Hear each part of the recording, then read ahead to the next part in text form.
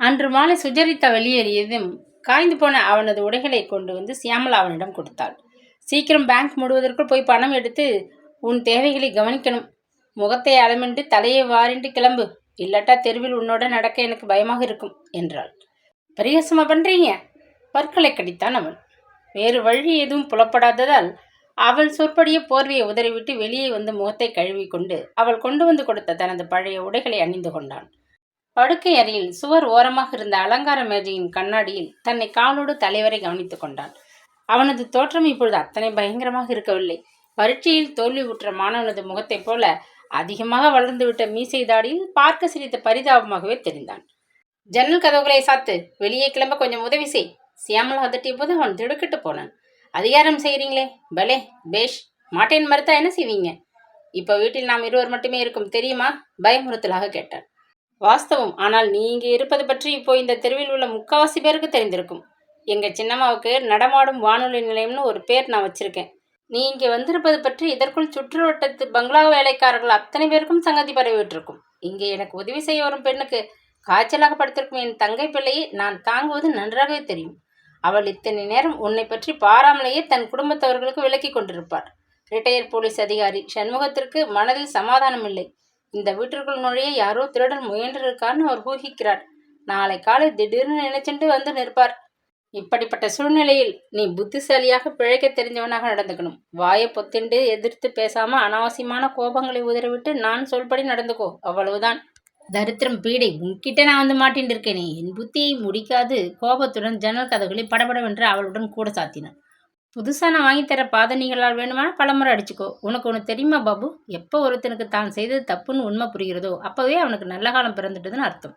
பெரிய தத்துவ ஞானி சிந்தனை முடிச்சுக்களை சிதற விடுறீங்களாக்கும். அனுபவ முத்துக்கள் அறிவாளிகளிடமிருந்து மட்டுமே சிதறுவதில்லை. சாதாரண மனிதர்களிடமிருந்து கூட சில சமயம் நம் புத்தி கெட்டாத விஷயங்கள் கிடைக்கும். அதனால்தான் சிறு திரும்பும் பல்குத்தவதுன்னு சொல்வா பெரியவா.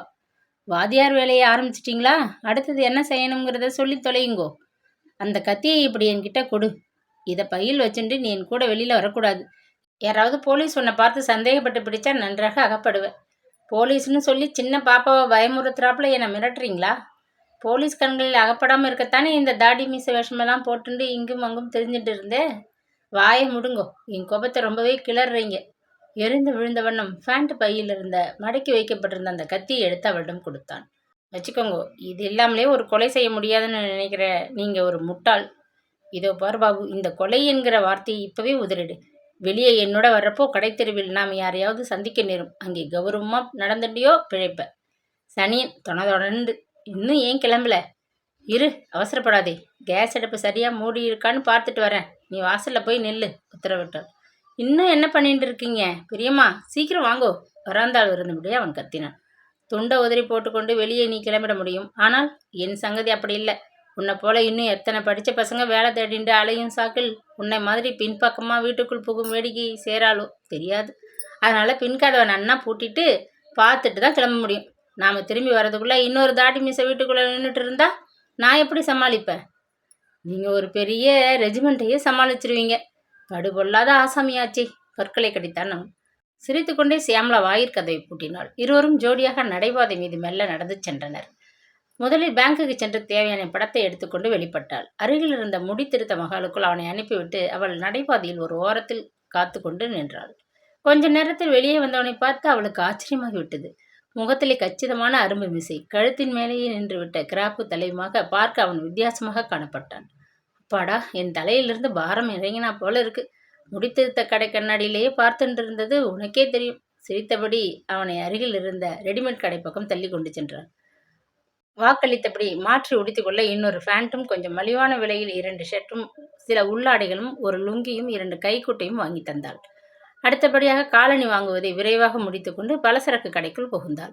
வீட்டுக்கு திடீரென்று ஒரு விருந்தாளியாக அவன் வந்து சேர்ந்து விட்டதால் அரிசி பருப்பு இத்தியாத ஜாமான்கள் கொஞ்சம் அதிகமாகவே தேவைப்பட்டன.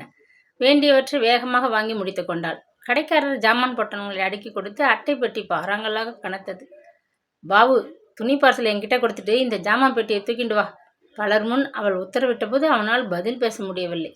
பெட்டியை தோள் மீது சுமந்து கொண்டு அவளுடன் காய்கறி கடை வீதியில் மேலும் கீழும் வேதனையுடன் நடந்தான். சட்டவிட்டுன்னு வாங்காம என்ன பெரியம்மா மீனமேஷம் பார்த்துட்டு நிற்கிறீங்க? எரிச்சலை அடக்கி கொண்டு மெல்லிய குரலில் கடுத்து கொண்டான். பணத்தை சம்பாதித்தவர்களுக்கு தானே அந்த அருமை தெரியும். ஒரு கடைக்கு 2 கடையாக விசாரிச்சுட்டு தான் எங்கே ஜாமான் நன்னா இருந்து விலையும் குறைவாக இருக்கும் அங்கே தான் நான் வாங்குற பழக்கம். அதோட இப்படி காலார கொஞ்சம் நடக்கிறது என் உடம்புக்கு நல்லது. உன் உடம்புக்கு நல்லது. பெரிய சுமையை தூக்கிண்டு உங்க பின்னாடி நாயாட்டம் வர என்னால் முடியலையே. கத்த வேண்டும் போல் ஆத்திரத்தில் துடித்தான். ஆனால் எதுவும் பேச முடியாது. சட்டென்று மூடிக்கொண்டான். ஹலோ, நீங்களும் காய்கறி வாங்க வந்துட்டீங்களா? உங்களை வந்து பார்த்து நாளாச்சுன்னு இன்னைக்கு தான் என் மனைவி கிட்ட சொல்லி கொண்டிருந்தேன். அவளுக்கு தலைவலி, அதனால நான் கடைப்பக்கம் வந்திருக்கேன். லேசாக சிரித்தார். சற்று குள்ளமாக மெலிதாக இருந்த நடுவயதை தாண்டிவிட்ட ஒரு மனிதர். யார் இந்த கரடி என்று தனக்குள் நினைத்தபடி அவரை உற்று பார்த்தான் அவன். மிஸ்டர் தேவநாதன், நீங்க என்னை பத்தி அடிக்கடி கவலைப்பட்டுண்டு டெலிஃபோன் பண்ணி நேரில் வந்து சொன்ன ஆலோசனைகளை நான் தீவிரமாக சிந்திச்சேன். சரின்னு மனசுல பட்டது. கடுதாசி போட்டு என் தங்கை மகனை வரவச்சின்றேன் கூறிவிட்டு அவன் பக்கம் திரும்பினான். பாபு, இவர்தான் என் வக்கீல் தேவநாதன். இவரும் திரு சண்முகத்தைப் போலவே நல்லதொரு நண்பர். வாரத்துக்கு ஒரு தடவையாவது வந்து என்னை பார்க்காம போக மாட்டார். அப்படியா? ரொம்ப சந்தோஷம். ஒரு ஆண் பிள்ளை கூட துணைக்கு இருக்கிறது ரொம்பவே நல்லது. ஏன்னா நீங்க இருக்கிற வீடு ஒதுக்குப்புறமா தனியா இருக்கு பாருங்க. அதனால் துணை ரொம்பவே அவசியம் என்றார் தேவநாதன். பின்னர் நினைத்து கொண்டவர் போல் அவள் பக்கம் திரும்பி, ஜாமான்களை வாங்கி முடிச்சதும் என் காரில் கொண்டு வைங்க. காரை எதிர்பக்கம் அப்பளக்கடை அருகே நிறுத்தி வச்சிருக்கேன். உங்களுக்கு தான் என் சிவப்பு பேட்டை தெரியுமே. நான் ஒரு 5 நிமிஷத்துல என் காரியத்தை முடிச்சுட்டு வந்துடுறேன். விரட்டி போச்சு. நீங்க ஏன் பாவம் நடக்கணும்? நான் அந்த பக்கமாகத்தான் போறேன். உங்களை இறக்கி விட்டுட்டு போறேன். சரிதானே? கூறிவிட்டு கூடத்தில் அவர் மறைந்து விட்டார். இன்னும் அறிமுகம் யாருக்காவது பாக்கி இருக்கா? ரொம்ப கணக்கு போட்டு சுலபமான திட்டத்தோட வேலை செய்கிறீங்க. கெட்டிக்காரி தான். போங்க, சிடுசிடுத்தான் அவன். இதோ பார் பாபு, நான் இங்கே சந்திப்பேன்னு நினைக்கல. இவர் என்னை எங்கேயாவது கடைத்தெருவிலையோ கோயில்கிட்டையோ பார்த்துட்டா அம்போன்னு விட்டுட்டு போகிற பழக்கம் இல்லை. பொறுப்பாக தம் காரில் என்னை ஏற்றிட்டு வீட்டில் கொண்டு விட்டுட்டு போவார். பெட்ரோலை பற்றி பைசா கணக்கு பார்க்குற சஞ்சத்தனம் கிடையாது. அதனால் வேறு வழி இல்லை, அறிமுகம் செஞ்சு வச்சேன் சொல்லிவிட்டு வேகமாக காய்களை வாங்கி துணிப்பையில் நிரப்பி கொண்டாள். அதற்குள் வக்கீல் தேவநாதன் அருகே ஓடி வந்தார். பாபு பையா, பெரியம்மா கிட்டே இருந்து பைய வாங்கிக்க. அவங்க பாவம் நடக்கவே கஷ்டப்படுறாங்க. இளரத்தம், நீ சுமைகளை தூக்க அஞ்சலாமா? கமான், கார்கிட்ட எடுத்துட்டு ஓடி வா உத்தரவிட்டார். நீங்களும் உங்கள் வக்கீலும் நாசமா போக.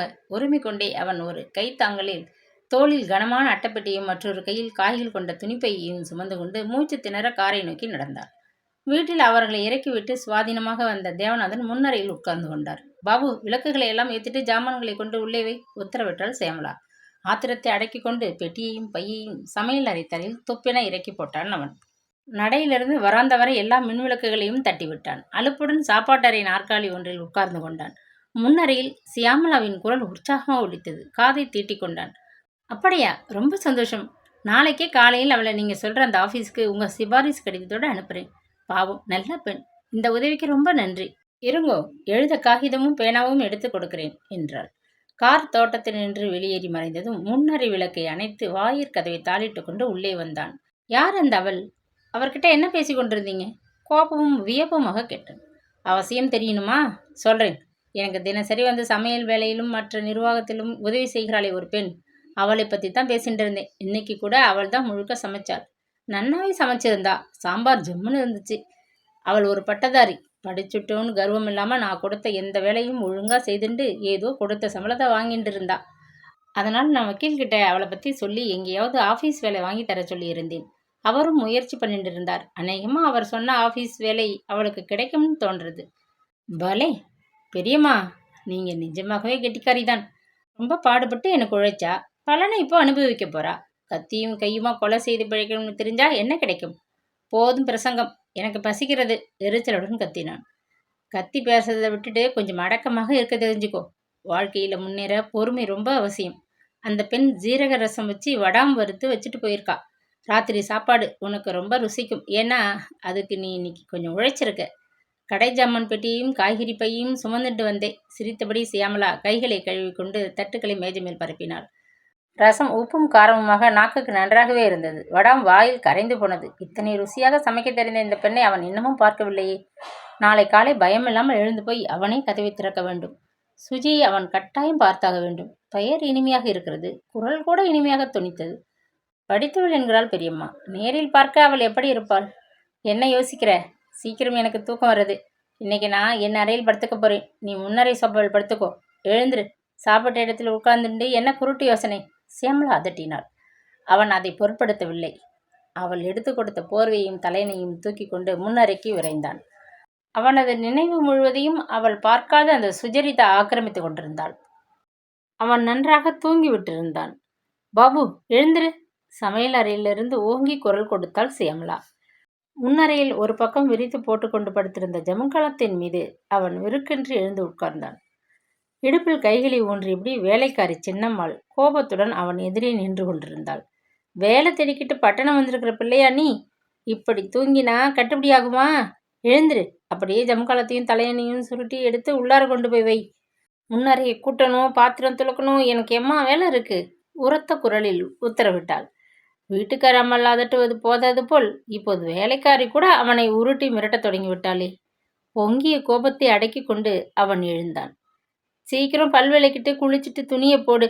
துவைச்சிட்டு நான் கிளம்ப வேண்டாமா? வேலைக்காரி மறுபடியும் அவனை உள்ளே வந்து விரட்டினாள். குளித்துவிட்டு புதிதாக சியாமலா வாங்கி தந்த உடையில் அவன் வெளியே வந்தான். பார்க்க இப்பொழுது பளிச்சென்று சுத்தமாக காணப்பட்டான். சியாமலா அவனுக்காக சாப்பாட்டறையில் காத்து கொண்டிருந்தாள். சூடான தோசைகளை தட்டில் பரிமாறிவிட்டு கிண்ணத்தில் சாம்பாரை நிறைத்து அருகில் வைத்தாள். சீக்கிரம் சாப்பிடு, ஏகப்பட்ட வேலை இருக்கு. சுஜி நேற்று செய்து வச்சுட்டு போன சாம்பாரின் மிச்சம் ஃப்ரிட்ஜில் வச்சுருந்தேன். வேலைக்காரிக்கு கொடுத்தது போக உனக்கு கொஞ்சம் எடுத்து சூடாக்கினேன். அவள் பேசியதை அவன் கவனிக்கவே இல்லை. அவனது நினைவு முழுவதும் வாயிற்பக்கமே இருந்தது. சிறிது பொழுதில் எழுந்து கைகளை கழுவிக்கொண்டு அவன் காலை பத்திரிகை புரட்டியபோது ஒரு பக்கம் உட்கார்ந்து விட்டான். வேலைக்காரி சின்னம்மாள் வேகமாக காரியங்களை முடித்துவிட்டு கையுடன் கொண்டு வந்த அலுமினிய கிண்ணத்தில் எஜமானி கொடுத்த மீதமிருந்த சோற்றையும் குழம்பையும் நிறைத்து கொண்டு கிளம்பிவிட்டாள். பல தடவை வாயில் பக்கம் திரும்பி பார்த்து அவனுக்கு கழுத்து வலித்தது. ஆமாம், அந்த பெண்ணை ஏன் இன்னும் காணவில்லை? தனக்குள்ளே கேட்டுக்கொண்ட கேள்விக்கு பதிலளிப்பது போல சியாமலா சொன்னாள். விடியற் காலையிலேயே இன்னைக்கு நான் குளிச்சு தயாராகிட்டேன். பகல் சாப்பாட்டை கூட செய்து வச்சுட்டேன். இனிமேல் தினமும் எனக்கு இந்த வேலையும் சேர்ந்து கொண்டெடுத்து. அதனால் முடிக்காது அவனை பார்த்தாள். உங்களுக்கு உதவி செய்யத்தான் ஒரு உதவியால் இருக்காளே, அவ வர்றதுக்குள்ள அவசரம் என்ன? ஏளனமாக கேட்டான். அவ இனிமேல் வரமாட்டா. அதனால சமையலை நான் தான் கவனிக்கணும். வரமாட்டாளா? நேற்று தானே உங்கள் வக்கீல் ஏதோ ஒரு முகவரி எழுதி கொடுத்தார். அதை வாங்கி கொள்ளவாவது வருவா இல்லையா? சியாமலா லேசாக முருவளித்தாள். தூங்கிட்டு இருந்தப்போ என் வக்கீல் தேவநாதன் நேற்று ராத்திரி எனக்கு ஃபோன் பண்ணினார். வீட்டுக்கு போனதும் அந்த அலுவலக மேனேஜருக்கு அவர் ஃபோன் செய்தாராம். அவர்கள் ஆஃபீஸில் இப்போ ஒரு டைப்பிஸ்ட் வேலை காலியாக இருக்காம். சின்னம்மா வேலைக்கு வந்ததும் முதல் காரியமாக வக்கீல் சொன்ன முகவரி இத்தியாதிகளை விவரமாக ஒரு கடிதத்தில் எழுதி அதில் அவளது பாக்கி சம்பளத்தையும் செலவுக்கு இருக்கட்டும்னு வச்சு அனுப்பிச்சிட்டேன். அதனால் அவள் இனி இங்கே வரமாட்டாள். வீட்டு வேலைகளை நீங்களே செய்துட்டு கிழ வயசில் திண்டாடனமாக்கும். அப்படி காசை சேர்த்து யாருக்கு வச்சுட்டு போக போறீங்க? ஏமாற்றத்தில் ஏற்பட்ட எரிச்சலை அடக்க மாட்டது கேட்டான். சமையல் வேலை எனக்கு என்றைக்குமே பிடித்தமான காரியம். சுஜிக்கு ஏதாவது வேலை தரணும் என்கிறதுக்காக உதவிக்கு வச்சு கொண்டேன். படாத பாடுபட்டு சம்பாதிச்சதை பிறருக்கு ஏன் நான் தரணும்? உழைச்சா கொடுத்தேன். மற்ற வேலைக்கு இப்போ நீ இருக்க உதவி செய்ய. என்ன சொன்னீங்க பெரியம்மா? திடுக்கிட்டு வினவினான் அவன். நீ சும்மா எதுவும் செய்யாமல் என்கிட்ட சாப்பாட்டையும் தங்குமிடத்தையும் எதிர்பார்த்தால் அதுக்கு என்ன பெயர் தெரியுமா? பிச்சைன்னு சொல்ல போகிறீங்க. உங்களோட ஒரு நாள் பழகினாலும் ஓரளவு உங்களை தெரிஞ்சு கொண்டேன். பிச்சை போட நான் அஞ்ச மாட்டேன். கஞ்சத்தனம் எதுவும் என்கிட்ட கிடையாது. உன்னை போல வாட்ட சட்டமாக இருக்கிற ஆரோக்கியமான வாலிபனுக்கு நான் ஏன் தண்டச்சோறு போடணும்? சுஜி செய்த வேலையை இப்போ என்கிட்ட எதிர்பார்க்குறீங்களாக்கும்? நீ சமைச்சா யார் சாப்பிட்றது? உனக்கு ஒழுங்காக ஒரு காஃபி கூட போட தெரியாதுன்னு நினைக்கிறேன். நீ எனக்கு தோட்ட வேலையில் உதவணும். என்ன சொன்னீங்க? ஆத்திரத்துடன் கத்தினான் அவன். தோட்டக்காரன் 2 வாரமாக வரலை. இலைகள் உதிர்ந்து மறுபடியும் தோட்டம் முழுவதும் ஒரே குப்பை. நானும் உன்னோடு உதவுறேன். காஞ்ச இலைகளை பெருக்கி நான் குவிச்சு வைக்கிறேன். நீ அதை கூடையில் வாரி எடுத்துக்கொண்டு போய் சுவர் ஓரமாக வெட்டி வச்சிருக்கிற குழியில் போட்டு மண்ணால் மூடணும். இலைகள் மக்கினால் பிறகு அதுவே நல்ல உரமாக தோட்டத்துக்கு உபயோகமாகும். போகன் உள்ளாக்கள் ரொம்ப உயரமாக வளர்ந்துட்டு இருக்கு. பெரிய கத்திரிக்கோள் எடுத்து தரேன். அதுங்களை சீராக ஒரே திட்டத்தில் வெட்டிவிடு. மண்வெட்டியால் செடிகளை சுற்றி பள்ளம் பண்ணிடு. பிறகு ஹோஸ் பைப்பை வச்சுட்டு புல்வெளிக்கு தண்ணீர் விடு. இன்னும் ஏதாவது பாக்கி இருக்கா? இங்கு பின்பக்கம் நான் ஒரு சின்ன கிச்சன் கார்டன் வச்சுருக்கேன். அதில் புதினாவும் கொத்தமல்லியும் நன்னா துளுத்துண்டு வந்திருக்கு. கொஞ்சம் புதினாவும் கொத்தமல்லியும் கிள்ளி எடுத்துட்டு வரணும். அப்படியே மிளகாய் செடியிலிருந்து பச்சை மிளகாயை பறிச்சுண்டு வா. சாயங்காலம் ரொட்டிக்கு தொட்டுக்க உனக்கு புதினா சட்னி வேண்டாமா? அவள் சிரித்தாள். இந்த வேலைகளை நான் செய்ய மறுத்தாள்? தாடை இருக அவளை உற்று பார்த்தான் அவன். பாபு, நீ மறுப்பதில் பயனில்லை. இந்த வேலைகளில் எனக்கு நீ உதவினால்தான் உனக்கு சாப்பாடு கிடைக்கும். பெரிய சாப்பாடு, உருமினான் அவன். நீ வந்த ராத்திரி எப்படி அந்த கொஞ்சம் சாதத்தையும் தயிரையும் போட்டுண்டு பறக்க பறக்க சாப்பிட்ட? அதை நினைச்சுப்பார். சுஜியை போல நீயும் கௌரவம் பாராட்டாமல் எனக்கு எல்லா வேலைகளிலும் உதவி செய். பதிலுக்கு உனக்கு தங்க இடமும் சாப்பாடும் கொடுத்து கை செலவுக்கு கொஞ்சம் பணமும் தரேன். வேலை கிடைக்கலன்னு தானே திருட துணிஞ்ச? இன்னைக்கு தோட்ட வேலை செய்ய சொல்லுவீங்க, நாளைக்கு கழிவறைகளை கழுவ சொல்லுவீங்க. உங்களை எனக்கு தெரியாதா? ஒன்றும் செய்யாமல் சும்மா உன் வீட்டில் நீ தண்டமாக இருந்ததுனால்தான் பிரச்சனைகள் உருவாகி வீட்டை விட்டு கிளம்பி வந்திருக்கேன்னு நினைக்கிறேன். திடுக்கிட்டு திரும்பினாள். அவன் நெஞ்சு படபடன்று அடித்து கொண்டது. அவளுக்கு எப்படி தெரியும்? ஆச்சரியப்படுறியா? இதெல்லாம் ஒரு ஊகம்தான். என் வீட்டுக்குள்ள குளியலறை வெண்டிலேட்டர் வழியா குதிச்சாப்புல நீ ஆகாயத்திலிருந்து குழந்தையா குதிச்சியா? ஒரு தாயின் பிள்ளையாக பிறந்து ஒரு குடும்பத்தில் வளர்ந்து படித்து ஆளாயிருக்க. உனக்குன்னு ஒரு குடும்பம் இருக்கும். அதில் அண்ணன், தம்பி, அம்மா, அப்பா எல்லோரும் இருக்கலாம். அவளையெல்லாம் விட்டுட்டு வெளியேறி ஒரு பைத்தியக்கார வேலை செய்ய பார்த்த. அவன் பதில் பேசும் முன் சாலையில் சற்று தொலைவில் கேட்ட மோட்டார் சைக்கிளின் ஓசை அருகில் நெருங்குவதை உணர்ந்து மௌனமானான். கேட்டை திறந்து கொண்டு சைக்கிளை உதைத்து அதன் மீது ஏறி உள்ளே செலுத்திய சண்முகம் நேரே வாயில் வராந்தா எதிரில் அதை நிறுத்திவிட்டு இறங்கினார். அழைப்பு மணியை அவர் அழுத்தும் முன் சியாமலா கதவை திறந்தார். வாங்க, உங்களை எதிர்பார்த்துட்டு தான் இருந்தேன். உங்கள் உதவியால் டெலிஃபோன் சீராயிடுத்து. உடைஞ்ச கண்ணாடியை அவர்கள் உடனுக்குடன் மாற்றிட்டு போயிட்டாங்க. அத்தோட இன்னும் ஒரு முக்கிய செய்தி, என் தங்கை பிள்ளை ஊரிலிருந்து வந்திருக்கான் என்று உற்சாகமாக பேசியபடி அவரை வரவேற்றாள். சாப்பாட்டு அறைக்குள்ளே நின்றுவிட்டு அவன் மார்பு படபடவென்று துடித்து குப்பென்று கொப்பளித்த வியர்வையில் உடம்பு நனைந்தது. தொண்டை காய்ந்து பேச முடியாது என்னவோ ஒன்று அவன் கழுத்தை இருக்குவதைப் போல் திணறிப்போனான். எங்கே அந்த பையன்? கூப்பிடுங்க பார்க்கலாம். சிங்கக்குரலில் உற்சாகமாக சிரித்தார் சண்முகம். பாபு, அங்கே என்ன பண்ணிட்டு நிற்கிற? வா, இப்படி உன்னை பார்க்க சண்முகம் வந்திருக்கார், இறைந்து கூப்பிட்டாள் சியாமலா. வேறு வழியின்றி மிகவும் தயக்கமாக அவன் வெளியே வந்து அவர் முன் நின்றான். மேலும் கீழும் தன்னை வெறித்து பார்த்த சண்முகத்தின் முன் தான் புழுவாக சுருங்கி போன உணர்வில் தோய்ந்து போய் நின்றான். இவர்தான் எனக்கு உதவி செய்யும் ரிட்டையர்ட் போலீஸ் அதிகாரி சண்முகம். வேல்முருகனை நினைச்சா வினையெல்லாம் தீரும் என்பது போல இவரை நினைச்சா போதும், மோட்டார் சைக்கிளில் வந்து உடனே உதவி செய்வார். அறிமுகத்தை முடித்தாள் சியாமலா. வணக்கம் என்று கை குவித்துவிட்டு அங்கிருந்து தப்பித்து கொள்ள விரும்பினான் அவன். நீங்க இன்னும் சித்த பொறுத்து வந்திருந்தால் ஒரு வேடிக்கை பார்த்துருப்பீங்க. நானும் பாபுவும் தோட்டத்தை சுத்தப்படுத்தி கொண்டிருப்போம். அடடா, மறந்து போனே நீ. இவன் தான் பாபு. பிஏ முடிச்சுட்டு வேலை கிடைக்காம அலைஞ்சு திரியிறான் பாவம் என்றாள் சியாமலா. பாபு, உன் பெரியம்மா என்னத்துக்கு இந்த வயசுல உடம்பாழ்ட்டிக்கணும்? நீயே தோட்டத்தை கவனிக்கலாமே. இது ஒரு பெரிய வேலையா? அட்டகாசமாக சிரித்தார் சண்முகம். எச்சிலை விழுங்கி கொண்டான் அவன். எல்லோரும் சேர்ந்து இதென்ன இப்படி ஒரு சதி திட்டம்? என்ன யோசிக்கிற? கூட வேணுமானால் நான் உதவி செய்கிறேன். எந்த ஒரு வேலைக்கும் இந்த வயசிலும் நான் பயப்படுறதில்லை. நீ ஒரு இளைஞன், உடல் உழைப்புக்கு பயப்படலாமா? உங்களை பார்த்து தான் நான் ரொம்ப பயப்படுறேன். சொல்ல முடியாமல் சியாமலா பக்கம் சற்றென்று திரும்பினான். பெரியம்மா, நீங்கள் பேசிட்டு இருங்க, நான் தோட்ட வேலைகளை கவனிக்கிறேன். ஹோஸ் பைப், மண்வெட்டி எல்லாம் தோட்டத்தில் தான் இருக்கு. கேட்டுவிட்டு வேகமாக தோட்டத்திற்குள் இறங்கினான்.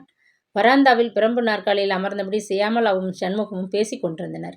நடுவே அவள் எழுந்து சென்று அவருக்காக காஃபி தயார் செய்ய உள்ளே சென்றபோது சண்முகம் வராந்தாவிலிருந்து தோட்டத்திற்குள் வந்து விட்டார். இன்னும் கொஞ்சம் ஆழமாக விட்டு கற்களை எல்லாம் அள்ளி ஒரு மூலையில் குவிச்சு வை. இந்த கிளை ரொம்ப உயரமாக இருக்குது, இதை கொஞ்சம் ட்ரிம் பண்ணு என்று நின்று விட்டார். அவனுக்கு கையும் காலும் பயத்தில் பதறின. நல்ல வேலை, சியாமலா சூடான காஃபியும் பிஸ்கெட்டும் எடுத்து வராந்தாவில் இந்த வட்டை மேஜை மீது வைத்தாள். நீங்கள் வந்து காஃபி சாப்பிடுங்க, அவன் தெரிஞ்ச வேலையை கவனிக்கட்டும் என்று அவரை அழைத்து கொண்டாள். வேண்டுமெனே நீண்ட நேரம் அவன் புல்வெளிக்கு ஹோஸ் பைப்பில் நீர் பாய்ச்சி கொண்டிருந்தான். அவரும் சட்டென்று கிளம்பும் ஆசாமியாக தோன்றவில்லை. என்னென்னவோ பழைய பழைய கதைகள், தமது கடந்த கால வீர பிரதாபங்கள் என்று ஒன்றன் பின் ஒன்றாக மணிக்கணக்கில் பேசி கொண்டிருந்தார். மண்வெட்டியை பிடித்து ஆழமாக தரையை வெட்டி கை ஓய்ந்து போனான். சிவந்துவிட்ட உள்ளங்கைகளை அடிக்கடி தொட்டு பார்த்து கொண்டு வேதனைப்பட்டான். என்ன காரியம் செய்துவிட்டோம்? தெரியாத்தனமாக கத்தியும் கையுமாக இந்த வீட்டில் இந்த அம்மாளிடம் அகப்பட்டு கொண்டது எத்தனை பிசகு எண்ணிபடி போகன் வில்லாவை வெட்டி சரி செய்து கொண்டிருந்தான். அடிக்கடி சண்முகம் தன் பக்கம் திரும்பி பார்ப்பது போன்ற பிரமையில் முழு மூச்சாக வேலையில் ஈடுபட்டு 3 மணி நேரம் விடாது உழைத்தான். தோட்டம் துப்புரவாகிட்டிருந்தது.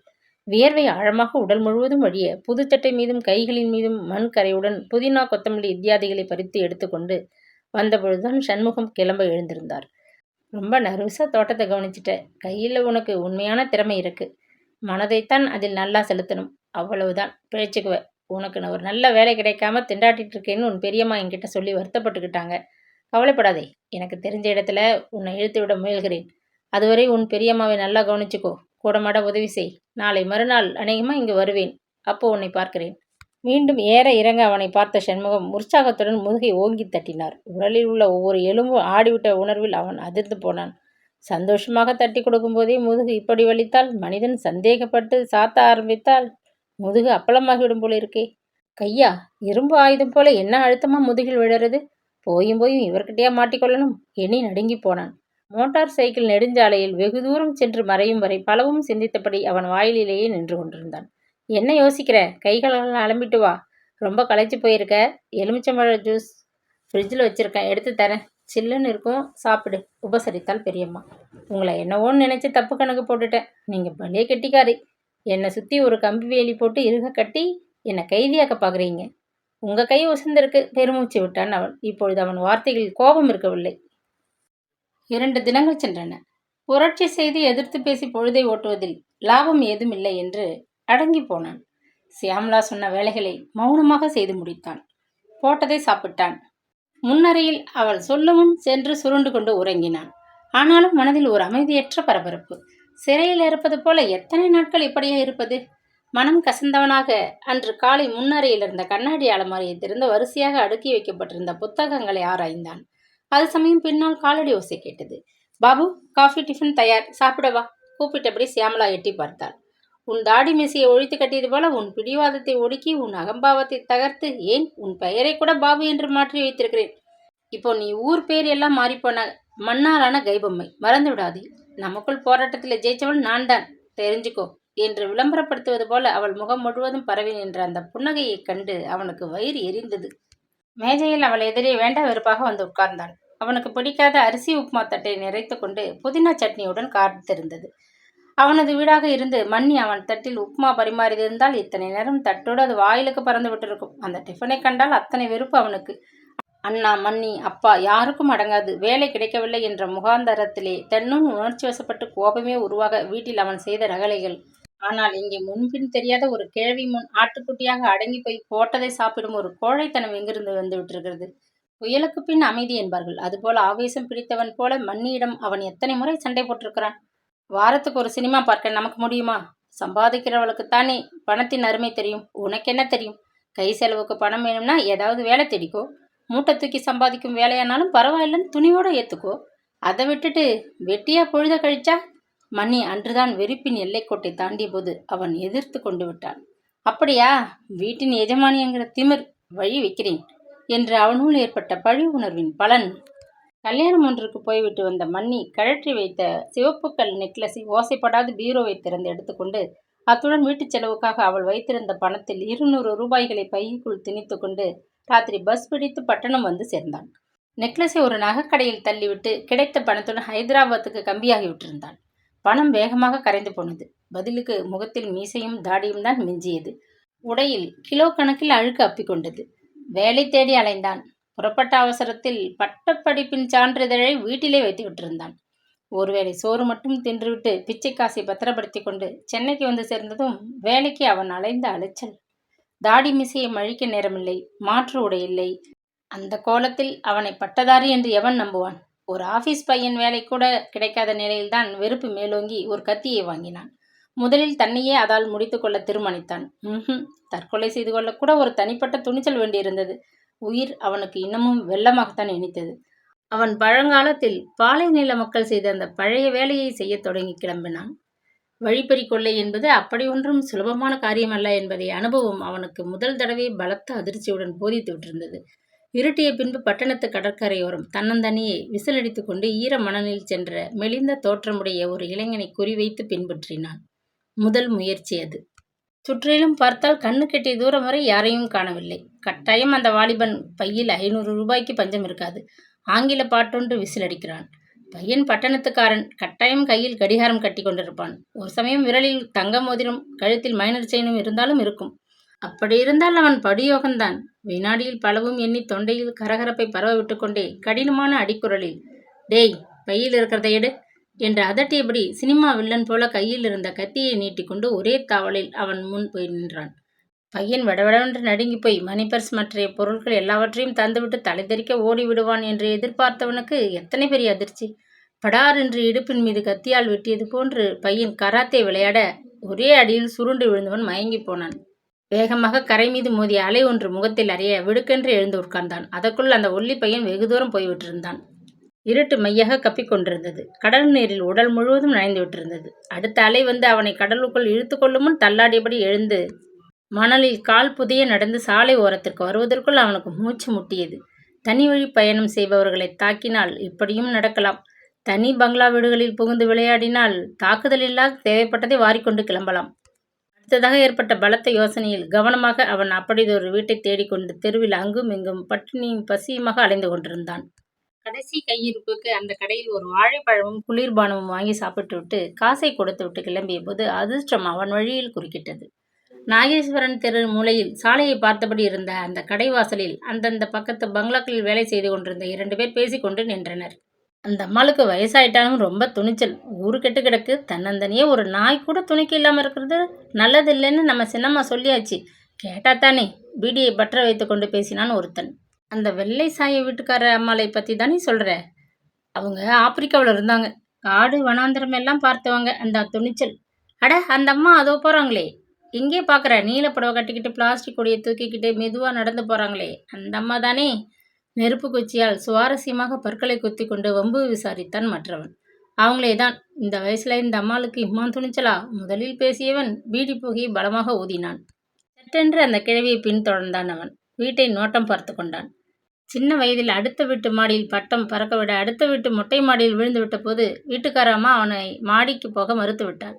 மாங்காய் பறிக்க மாமரத்தில் தான் ஏறிய பழக்கம். அதை வைத்துக்கொண்டு மழைநீர் குழாயை பிடித்துக்கொண்டு குரங்கு போல் சரசரவென்று ஏறி பட்டத்தை எடுத்து வந்து விட்டான். அந்த தெம்பில் அந்த சியாமலாவின் வீட்டில் ஏறி வெண்டிலேட்டர் வழியாக உள்ளே குதிக்கப் போய் வசமாக சிக்கிக் கொண்டதுடன் அவளுக்கு கொத்தடிமையாகி விட்டிருக்கிறான். இப்போது அவனுக்கு தேவை சோறும் தங்கும் இடமும் அல்ல, விடுதலை. அங்கிருந்து வெளியேறும் பொன்னான வாய்ப்பு. என்ன யோசனை? அரிசி உப்புமாவுக்கு நிறைய தேங்காய் துருவி போட்டிருக்கேன், பிடிக்கலையா? தட்டை துழா வேண்டியிருக்கியே, கொஞ்சம் அதட்டலாக கேட்டாள் சியாமலா. எனக்கு அரிசி உப்புமா பிடிக்காது, முணுமுணுத்தான். பிடிக்காது பிடிக்கும் என்றெல்லாம் தேவைகளை பிரித்து வச்சுண்டு என்ன பிரயோஜனம்? எந்த சூழ்நிலையிலும் எதையும் சாப்பிட்டு வாழ முடியும்னு பழகிக்கிட்டு இருந்தா வீட்டை விட்டு வெளியே வந்திருக்க வேண்டாம் இல்லையா? உன் வீட்டவர்களை நீ ரொம்பவே ஆட்டி படைச்சிருக்கேன்னு நினைக்கிறேன். சியாமலா கண்டிப்பாக பேசினாள். அந்த உண்மை சுரீர் என்று தைப்பதை உணர்ந்து முகம் சுண்டி போனான். தன் மகனைப் போல் கவனித்த மணியை அவன் எத்தனை பாடுபடுத்தியிருக்கிறான். உங்கள் அண்ணா வேலையிலேருந்து வர்றதுக்கு நாழியாகும். தையல் கடையிலேருந்து அவருடைய ஷர்ட்டை வாங்கிட்டு வந்துடுப்பா. எனக்கு வேலை இல்லை, வெட்டியாக தெரிகிறேன்னு வெளிப்படையாக சொல்கிறது தானே. இப்படி வெளிக்காட்ட தேவையில்லை. என்னால் தையல் கடைக்கெல்லாம் போக முடியாது. இந்த செக்கை கொண்டு பேங்கில் கட்டிட்டு வா. சைக்கிளில் நிமிஷமாக நீ போயிட்டு வந்துடுவ. நான் நடந்து போயிட்டு திரும்புறதுக்கு நாழியாகும். சமையல் வேலை கெட்டு போகும். தண்டைச்சோறு திங்கிற, இதை செய்யின்னு பளிச்சுன்னு சொல்கிறது தானே.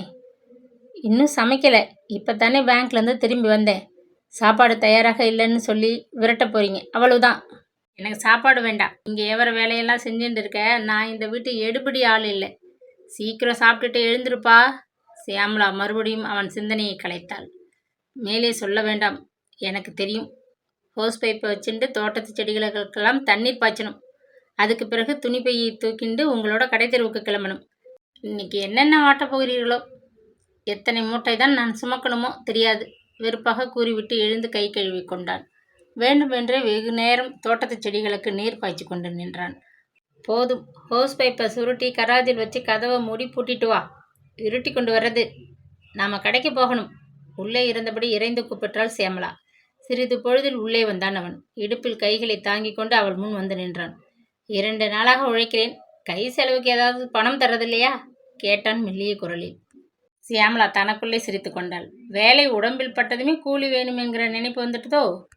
அதுபோல பிரத்தியார் பணத்தில் சாப்பாடு உள்ளே இறங்கினதும் அதுக்கு உழைக்கணும்னு யோசனை தோணலையே. அது தோணி இருந்தா இங்கே நீயே வந்திருப்ப. சரி, கவலைப்படாதே. உன் செலவுக்கு ஒரு 5 ரூபாய் தரேன், அதுக்கு மேலே கேட்காதே. 2 நாள் வேலைக்கு சாப்பாடு செலவு போக இதுவே ஜாஸ்தி. திறந்து 1 ரூபாய் நோட்டை அவனிடம் மீட்டினாள். ஆமாம், அன்னைக்கு நான் உங்கள் அலமாரியிலிருந்து என் சட்டைப்பைக்குள்ளே கொஞ்சம் நோட்டுகளை எடுத்து போட்டுக்கொண்டனே, அவள் எங்கே போச்சு? திடீரென்று நினைவுக்கு வந்தது கேட்டான். துணியை கழற்றி துவைக்க போட்டப்போ நீ பணத்தை பற்றி மறந்து போன. நான் எடுத்து திரும்ப என் பீரோவில் வச்சு கொண்டு விட்டேன். பணம் ரூபாய் என்னுடையது, ஏன்னா இதுக்கு நீ உழைச்சிருக்க. அவளுடன் தர்க்கிக்க மனமின்றி அவன் கடை தெருவுக்குள் கிளம்பினான். காய்கறி கடைகளின் ஓரமாக அவள் வழக்கம் போல சுற்றி கொண்டிருந்தாள். தனக்கு சாப்பிட ஆரஞ்சு பழம் ஒன்று வாங்கும் பாவனையில் ஓர் பழக்கடை அருகே வந்து நின்றான். அவள் திரும்பி பார்க்காது மேலே நடப்பதைக் கண்டு ஒரே ஓட்டமாக இருளில் மறைந்து பஸ் நிலையத்தில் புறப்பட நகர்ந்து கொண்டிருந்த வண்டி ஒன்றில் ஏறி அமர்ந்து கொண்டு அப்பாடா என்று பெருமூச்சு விட்டான். அடுத்த நிற்கும் இடத்திற்கு வருவதற்குள் பஸ்ஸில் மூச்சு திணறும் அளவுக்கு ஒரே கூட்டம். நீங்கள் இன்னும் டிக்கெட் வாங்கல, எங்கே போகணும் என்று கண்டக்டர் அதட்டிய போதுதான் அவனுக்கு உலக நினைப்பு வந்தது. ஆமாம், அவன் இப்போது எங்கே போய் கொண்டிருக்கிறான்? அருகில் இருந்தவர் சாந்தோம் 1 என்று காசு எடுத்து கொடுத்தார். அவனும் அந்த நிறுத்தத்திற்கு ஒரு டிக்கெட் வாங்க 5 ரூபாய் நோட்டை நீட்டினான். சில்லறை இல்லையா? எல்லோரும் நோட்டை கொடுத்தா முணுமுணுத்தபடியே டிக்கெட்டையும் மீதி பணத்தையும் அவனுடைய கையில் அழுத்திவிட்டு கண்டக்டர் நகர்ந்தார். சாந்தோம் நிறுத்தத்தில் அவன் ஒரு பெரிய கும்பலுடன் வெளியே குதித்தான். அதற்குள் இருட்டு தொடங்கிவிட்டது. சாலை விளக்குகள் பளிச்சென்று எரியத் தொடங்கிவிட்டன. சிறிது தூரம் பாதை ஓரமாக நடந்து அவன் எதிர் சாரியை அடைந்தான். மாதா கோயிலுக்கு பக்கத்தில் கடலை நோக்கி செல்லும் பாதையில் சூடான வேர்க்கடலை விற்று கொண்டிருந்தான் ஒரு சிறுவன். எதையாவது மென்று கொண்டிருந்தால்தான் சிந்தனை செயல்படும் என்றது ஒரு பரபரப்பு. சிறு பொட்டலம் வேர்க்கடலையை வாங்கி கொண்டு கூட்டத்துக்குள் நகர்ந்து மெல்ல கடற்கரையை நோக்கி நடந்தான். கொஞ்ச நேரம் படிகளின் மீது அமர்ந்தபடி சுற்றிலும் வேடிக்கை பார்த்து கொண்டு கடலை ஒவ்வொன்றாக குறித்து கொண்டிருந்தான். கடலை விற்றவன் உழக்கால் அளந்து காகிதத்திற்குள் போட்டு சுற்றி தந்தபொழுது பெரிதாக தெரிந்த பொட்டலத்தை பிரித்த பொழுது உள்ளே கைப்பிடி அளவுதான் கடலை அகப்பட்டது. அதுவும் கொஞ்ச நேரத்தில் காலியாகிவிடவே அவன் காகிதத்தை கசக்கி தூர போட்டுவிட்டு படிகளில் இறங்கி மணல் பகுதிக்கு சென்றான். கும்பல் கும்பலாக எங்கு பார்த்தாலும் மனிதர்களின் கூட்டம். யாரையும் அவனுக்கு தெரியாது என்ற போதிலும் யாரோ தன்னை அடையாளம் கண்டு கொண்டு விடுவார்கள் போன்றதொரு அச்சத்தில் மணல் மீது கால் செருப்பு புதைய மெல்ல நடந்து நீர் கரையோரம் சென்றான். தாத்தா கையை பிடிச்சுக்கோ, ஒரு பெரிய அலை வருது என்று கத்திக்கொண்டு உற்சாகமாக குதித்த ஒரு சிறுவன் அருகில் இருந்த கிழவன் கரத்தை பற்றி கொண்டு சுருண்டு ஓடி வந்த அலையோடு விளையாடி கொண்டிருந்தான். செருப்புகளை சற்று தொலைவில் கழற்றி வைத்துவிட்டு அவனும் சிறு பிள்ளையாக மாறி அலையோடு விளையாட ஈரமான ஓரத்திலே வந்து நின்றான். தாத்தா, இன்னும் கொஞ்ச நேரம் இருங்கோ, இன்னும் 2 அலைகள் வந்த பிறகு போகலாம். கெஞ்சி அந்த சிறுவனை உற்று பார்த்தான். பாயாக சுருண்டு ஓடி வந்த பெரிய அலை ஒன்று பளிர் என்று அவன் காலில் மோதி பேண்டின் ஓரத்தை நனைத்தது. அவன் அதை பொருட்படுத்தாமல் நின்று கொண்டிருந்தான். வா போகலாம், என் வேட்டி நனைஞ்சு போச்சு, ஈரத்தோட மணலில் நடக்க எனக்கு கஷ்டமா இருக்கும், போதும் விளையாட்டு, வா என்று அதட்டியபடி பக்கத்தில் நின்ற கிழவன் கையை பிடித்து கொண்டிருந்த சிறுவனை அழைத்து கொண்டு வெள்ளையாகி விட்டிருந்த அவர் தலைமுடி, நடுவே சிறு வட்டமாக தெரிந்த வழுக்கை, அவர் கதர் ஜிப்பா, மெலிந்த தோற்றம் எல்லாம் அவனுக்கு தாத்தாவின் ஞாபகம் வரவே இத்தனை காலம் வெறுத்து மறந்து விட்டிருந்த வீட்டின் நினைப்பு நெஞ்சுக்குள் துயர பந்தாக எழுந்து மார்பை இறுக்குவதை உணர்ந்தான். சே, அவன் இன்னும் என்ன பையனா? கண்ணீரிமை ஓரங்களை சுடுகின்றதே. மணல் மீது வந்து தனியே உட்கார்ந்தான். வானத்தின் விண்மீன்கள் அவனை பார்த்து கண் சிமிட்டின. இருட்டிய போதிலும் கடற்காற்றை விட்டு பிரிய மனமில்லாத கூட்டம் இன்னமும் கும்பல் கும்பலாக மணல் மீது பரவி கிடந்தது. தாத்தாவின் ஞாபகம் இன்னும் தீவிரமாகி நெஞ்சை நெருடுவதை உணர்ந்தான். அவனது விதவைத்தாய் பிள்ளைகளுடன் தாத்தாவிடம் அடைக்கலமான போது அவனுக்கு வயது 10 தான் இருக்கும். மாரடைப்பால் தந்தையை இழந்துவிட்ட சோகத்திலிருந்து கல்லூரி மாணவனான அண்ணா எப்படியோ நிமிர்ந்து கொண்டு விட்டான். ஆனால் அம்மா சில மாதங்களில் அப்பாவை பின்பற்றி விட்டாள். காமாலை நோயில் போய்விட்டாள் என்றார்கள். ஆனால் தாத்தா சொன்னது வேறு. உங்க அம்மா காமாலையில் சாகல, உங்க அப்பாவை நினைச்சு உருகி உருகி செத்து போய்விட்டாள். ஏற்கனவே மனைவியை இழந்த தன்னந்தனியே ஒரு பெரிய வீட்டில் ஒரு சமையலாளருடன் திண்டாடி கொண்டிருந்த தாத்தா தொடர்ந்து தொல்லைப்பட விரும்பவில்லை. அண்ணா படித்து வேலையொன்று ஒப்புக்கொண்டதும் சட்டென்று அவனுக்கும் கல்யாணம் செய்து வைத்து விட்டார். மன்னி மைத்திலி வீட்டிற்கு வந்த நாளிலிருந்து அவனை அம்மா போல பரிவுடன் தான் கவனித்துக் கொண்டாள். ஆனால் என்னவோ சமீப காலமாக BA முடித்த பின்னர் வேலை கிடைக்காது அவன் திண்டாடிய போது அவனுள் ஏற்பட்ட எரிச்சல், வெறுப்பு, இவை காரணமோ என்னமோ மன்னி பேசியதெல்லாம் அவனுக்கு விகல்பமாகப்பட்டது. அண்ணாவின் பார்வையில் அநேக அர்த்தங்கள் தெரிந்தன. அண்ணாவின் மகன் சேதுராமனின் பேச்சில் கூட அர்த்தங்களை கண்டுபிடிக்க ஆரம்பித்தான். தாத்தாவை தவிர வீட்டில் இருந்த அனைவரும் அவனுக்கு விரோதியாய் தென்பட்டனர். சின்ன வயதில் இடியும் மின்னலுமாக மழை கொட்டத் தொடங்கினால் பயந்து அழுது கொண்டு தாத்தாவின் நாடாக்கட்டிலில் ஒடுங்கிக் கொள்வானே, நலிந்த தமது கரத்தால் அவனை நெஞ்சோடு அணைத்து கொண்டு, ஆண் பிள்ளை இதுக்கெல்லாம் பயப்படலாமா, அர்ஜுனான் சொல், பயம் போயிடும் என்று தேற்றுவார். அழிக்கப்படாத அவரது தாடையில் இருந்த முடி கன்னத்தில் குறுகுறுக்கும் பொழுது களீர் என்று சிரிப்பான். என்னடா பயலே சிரிக்கிற? தாத்தா செல்லமாக முதுகில் தட்டி கொடுத்தபடி கேட்கும்பொழுது, நேத்திக்கு நீங்க சொன்ன நாய் கதையை நினைச்சு சிரிக்கிறேன். தாத்தா இன்னைக்கு கதை சொல்லுங்கோ, கெஞ்சி குழைவான். தாத்தாவுக்குத்தான் எத்தனை கதைகள் தெரிந்திருந்தன. ஈசாப் கதையிலிருந்து பாரதம் சுதந்திரமடைய தேசத் தலைவர்கள் செய்த தியாகம் வரை வாய் அழுக்காது சுவாரஸ்யம் குன்றாது தினமும் ஒரு கதை சொல்லி அவனை தூங்க வைப்பார். பார்த்த உத்தியோகத்திலிருந்து ஓய்வு பெற்றவர் என்கிற தகுதியில் அவனது பள்ளிக்கூடத்து வீட்டு கணக்குகளை சரியாக போட்டு எடுத்து சொல்லி உதவுவார். அவனுக்கு பிடிக்காத பூகோளத்தை கூட படிப்பார். தினமும் மாலை வேளையில் அவனுடன் நெடுஞ்சாலை வரையில் உலாவ புறப்படுவார். சின்னவனாக இருந்தபொழுது கதை கல்லூரி மாணவனாக போது அரசியல், பொருளாதாரம், நாட்டு நடப்பு என்று எத்தனையோ விஷயங்களை தாத்தாவுடன் அவன் அலசுவான். அவருக்கு இருந்த அபார ஞாபக சக்தி, புத்திசாலித்தனம் எல்லாம் கண்டு வியப்படைவான். குருவாகவும் நண்பனாகவும் தாத்தாவாக அவர் எத்தனை பாசத்துடன் நேசித்தார். கொஞ்ச நாட்களாக தாத்தாவுக்கு உடல்நலம் திருப்தியாக இருக்கவில்லை. முன்பு போல் நீண்ட தூரம் அவனுடன் நடந்து செல்ல முடியாதபடி தெம்பு குறைந்து விட்டிருந்தது. காய்ச்சலும் இருமலுமாக 10 நாட்கள் படுத்தவர் துரும்பாக இழைத்து போனார். அந்த நிலையில் கூட அவனுக்கு எத்தனை ஆறுதல் சொன்னார். வேலை கிடைக்கலன்னு உன்னை யாரும் அசட்டை பண்ணல, நீயே நினைச்சுண்டு வேதனைப்பட்டுக்கிற, மைத்திலி நல்ல பொண்ணுடா, அம்மாவுக்கு மேல உன்னை கவனிச்சுவ. அம்மா போல உன்னை கொண்டாடலாம். ஆனா கண்டிப்பா ஒரு வார்த்தை சொன்னா கோபம் வந்துடுறதே. தப்புடா. அந்த பெரிய மனத்தாங்களுக்கு காரணம் அண்ணாவின் பிள்ளை சேதுராமன் தான். மிக தவமிருந்து பெற்ற மகன். அதனால்தானோ என்னவோ சேது ரொம்ப துடுக்குத்தனமாக பேசுவான். அவன் தங்கை மிருதுளா பெயற்றுக்கேற்றபடி மிருதுவான குழந்தை. சித்தப்பா என்று மரியாதையாக அழைப்பாள். பள்ளிக்கூடத்திலிருந்து வந்த சேதுதான் கலகத்தை ஆரம்பிப்பான். வேலை தேடி அழுத்துவிட்டு வீட்டுக்கு சோர்வுடன் திரும்பி வந்த அவன் உணர்வுகள் தோய்ந்து போக உள்ளே வந்து நாற்காலியில் உட்கார்ந்தான். தாத்தா வீட்டில் இருக்கவில்லை. தள்ளாடிபடி அருகில் இருந்த கோவிலுக்கு போயிருந்தார். அண்ணா ஆபீஸிலிருந்து வரும் நேரம் மன்னி சமையல் அறையில் வேலையாக இருந்தாள். என் பேனாவை காணும். சித்தப்பா எடுத்துட்டு போனவர் திரும்பி கொண்டு வந்து வைக்கலை. கூக்குரல் எழுப்பியபடி சேதுராமன் தன் புத்தக பையை மேஜை மீது கோபத்துடன் வீசி போட்டான். நான் ஏண்டா உன் பேனாவை எடுக்கிறேன்? சீறினான் அவன். வேலைக்கு மனு போட எழுத அன்னைக்கு என்கிட்ட தானே கடன் வாங்கிட்டு போனேன். மறந்து போச்சா? இப்போ கேட்காம நீ எடுத்துட்டு போயிருக்கே. எனக்கு தெரியாதா? என்னடா சொன்ன? உள்ளத சொன்னேன். ஒரு பேனா வாங்க கூட யோகிதை கிடையாது. ஓசியில காலத்தை ஓட்டுறது. எங்க அப்பா சம்பாதிச்ச காசுல எனக்கு வாங்கி தந்த பேனா. அதை கேட்காம எடுத்துட்டா திருட்டுன்னு தான் அர்த்தம். படார் என்று ஓங்கி ஆத்திரத்தில் சேதுவின் கன்னத்தில் அறைய போக அவன் வலி பொறுக்காது சுருண்டு மூளையில் விழ மேஜையின் நுனி அவன் நெற்றியில் பட்டு ரத்தம் சொட்ட சமையல் அறையிலிருந்து ஓடி வந்த மன்னி பிள்ளையை பார்த்து அலற ஆபீஸிலிருந்து வந்த அண்ணா ஸ்தம்பித்து நிற்க கோவிலிலிருந்து வந்த தாத்தா தான் துணிவோடு சேதுவை தூக்கி நிறுத்தி மேல் துண்டால் நெற்றியை அழுத்தி பிடித்து கொண்டு அடுத்த வீட்டு பையன் உதவியோடு அவனை தூக்கி கொண்டு தெருக்கோடியில் இருக்கும் குடும்ப டாக்டரிடம் கிளினிக்கு எடுத்து போய் 2 தையல் போட்டு கட்டி அழைத்து வர அன்று வீடு திமிலோகப்பட்டது. அதற்கு பின்னர் அண்ணாவின் பேச்சிலும் மன்னியின் பதில்கள் எல்லாமே வித்தியாசமாகத்தான் அவன் கண்களுக்கு தென்பட்டன. குற்ற உணர்வினால் அப்படி தோணியதோ அது நடந்த 6 மாதங்களுக்கு மேலாகிவிட்டது. அன்றிலிருந்து அவன் வீட்டவர்களை விரோதியாக கருதி எதற்கெடுத்தாலும் எரிந்து விழுந்து எதிர்த்து பேசி எல்லோரையும் பாடாய்படுத்தினான். ஏன், சின்ன வயதிலிருந்தே தன் மடியில் போட்டு தட்டி தூங்க வைத்து கொஞ்சி குழாவிய தாத்தாவையே அவன் தூக்கி எறிந்து பேசிவிட்டானே.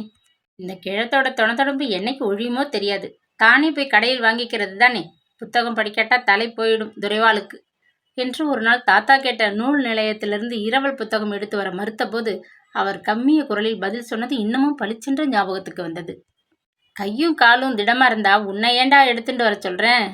பொழுது போக மாட்டேங்குது. எதையாவது படிக்கணும்னு தோன்றது. தொணத்தொண்ணப்பு கிழமாக இன்னும் எத்தனை காலம் பகவான் போட்டு வச்சிருக்காரோ தெரியல. சட்டுன்னு அழைச்சுட்டுட்டா எல்லோருக்கும் பாரம் குறையும். சின்ன வயதில் அவன் அழுத போது மிட்டாய் வாங்கி தந்து கன்னத்தில் விழுந்த கண்ணீரை துண்டால் துடைத்து கதைகள் சொல்லி அவனை சமாதானப்படுத்தி தந்தை இல்லை என்ற குறை தெரியாது வளர்த்த தாத்தாவை ஒரே வினாடியில் தூக்கி எறிந்து பேசினது எத்தனை தப்பு. அவருக்கு உடம்பு சுகமில்லை என்று அண்ணா கொடுத்த விளம்பரம் உண்மையா? ஒரு சமயம் தாத்தாவுக்கு உடம்பு அதிகமாகி அவர் மேலே நினைக்க முடியாது அவன் நெஞ்சை மீண்டும் வீட்டு நினைவு வேதனையால் இழுக்க கண்களில் நீர் புரண்டு பார்வையை மறைப்பதை உணர்ந்தான். உணர்ச்சிகளை கட்டுப்படுத்திக் கொண்டு சடுதியில் சமாளித்தபடி தன்னை சுற்றிலும் பார்த்தான். கூட்டம் குறைந்து விட்டிருக்கிறது. மணலின் மீது இங்குமங்கும் சில தலைகள் மட்டுமே தெரிந்தன. அவன் செய்த குற்றங்களில் அதிகப்படியான பெரிய தவறு மன்னியின் சிகப்புகள் நெக்லஸ் எடுத்துக்கொண்டு சென்னைக்கு ஓடி வந்து அதை அடிவிலைக்கு விட்டுறது. நகைக்கடையில் விற்க அவனுக்கு உதவியவனை அவன் முன்பின் பார்த்ததில்லை. என்ன சார், ஏதாச்சும் என்று அவனை கேட்டான். ஒரு நகையை விற்கணும். வீட்டில் அம்மாவுக்கு உடம்பு சுகமில்லை. அவசரம் பணம் தேவை. பதிலுக்கு அந்த தொங்கு மீசைக்காரன் சிரித்தான். என் கையிலேயே கதை விடுறையே என்று கூறிக்கொண்டு அவனை தள்ளாத குறையாக அந்த சந்தில் இருந்த சிறிய நகைக்கடைக்குள் தள்ளி கொண்டு போனான்.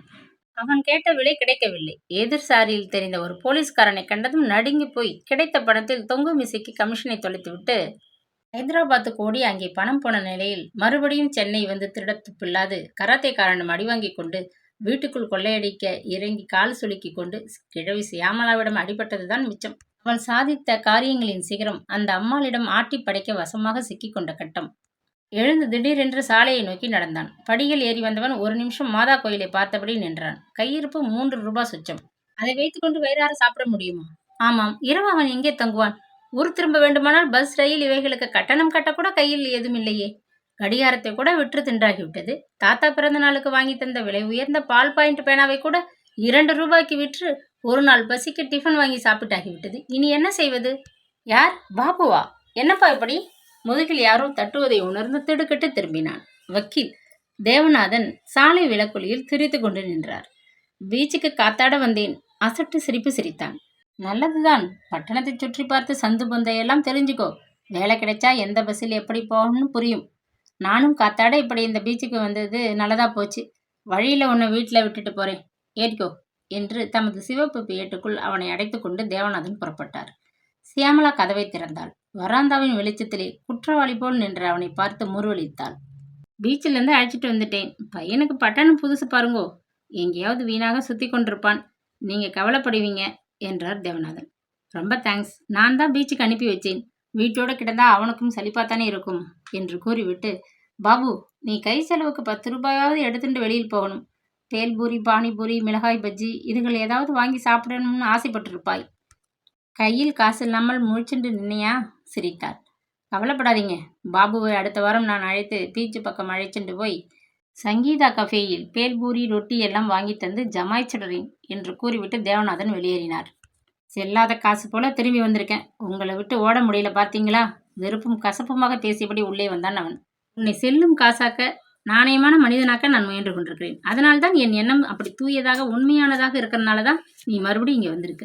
உனக்கு நல்ல காலம் பிறக்க போகுதுன்னு அர்த்தம். புரிஞ்சுக்கோ. சரி, கை கால்கள் அலம்பிண்டு சாப்பிடவா? எனக்கு பசிக்கிறது. ரொம்ப நாழியா உனக்காக காத்துட்டு இருந்தேன். தாய் அன்பு நிறைந்த அந்த வார்த்தைகள் நெஞ்சை தொட கண்களில் பெருகிய நீரை அவள் பார்த்துவிடக்கூடாது என்ற எண்ணத்துடன் குளியலறை பக்கம் விரைந்தான்.